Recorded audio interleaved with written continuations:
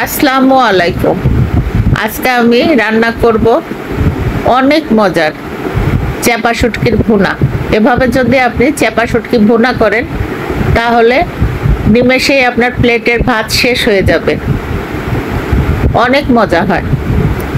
তো এখানে আমি কিছু চেপা শুটকি নিয়েছি। এটাকে আমি হালকা গরম পানি করে পরিষ্কার করে ধুয়ে নিব।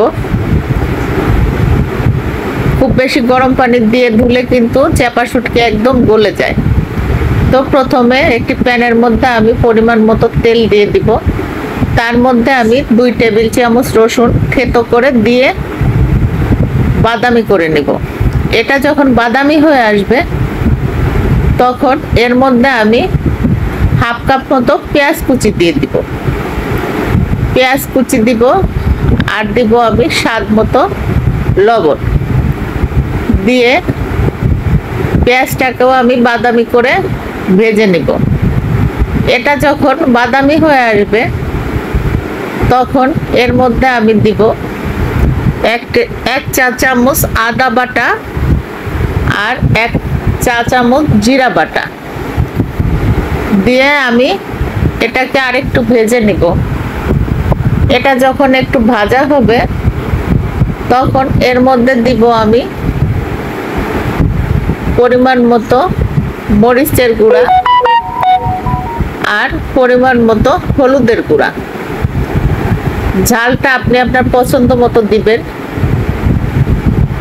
আরো দিলাম আমি 1 চা চামচ ধনিয়ার গুঁড়া। শুটকিতে ঝাল একটু বেশি হলেই ভালো লাগে খেতে। শুটকি একটু ঝাল ঝালি খেতে মজা হয়। তো এটা দিয়ে একটু ভেজে নিয়ে এর মধ্যে আমি সামান্য একটু পানি দিয়ে মশলাটাকে কষিয়ে নিব। মশলা কষানো হলে যখন তেল উপরে উঠে আসবে তখন তার মধ্যে আমি ধুয়ে পরিষ্কার করে রাখা চেপা শুটকি দিয়ে একটু নেড়ে চেড়ে আমি 1/4 কাপ বা হাফ কাপ মতো পানি দিব। দিয়ে এই পানিটাকে আমি শুকিয়ে নিব। যখন পানিটা শুকিয়ে তেল উপরে চটচট করবে তার মধ্যে আমি প্রায় 2-3 টেবিল চামচ আস্ত রসুনের কোয়া, দেশি রসুনের কোয়া আমি দিয়ে দিব। আরো দিব আমি কয়েকটা আস্ত কাঁচামরিচ। এটা দিব আমি ফ্লেভারের জন্য। তো এই রসুন আর কাঁচামরিচ দিয়ে আমি শুটকিটাকে নেড়ে চেড়ে একদম ভাজা ভাজা করে ফেলবো।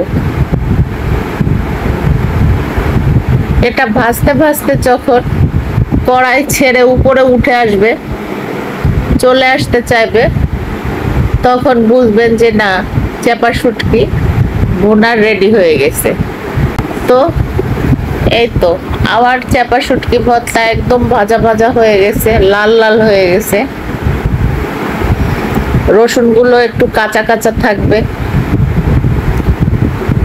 তো আমার চেপা শুটকি ভুনা একদম খাওয়ার জন্য রেডি।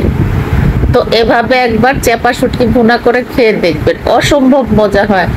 এই রসুনগুলো যখন আপনার মুখের মধ্যে পড়বে তখন আপনার মুখের মধ্যে ব্লাস্ট করবে, কি যে মজা হয়। তো এভাবে একবার করে খেয়ে দেখবেন। ধন্যবাদ সকলকে সাথে থাকার জন্য। আল্লাহ হাফেজ।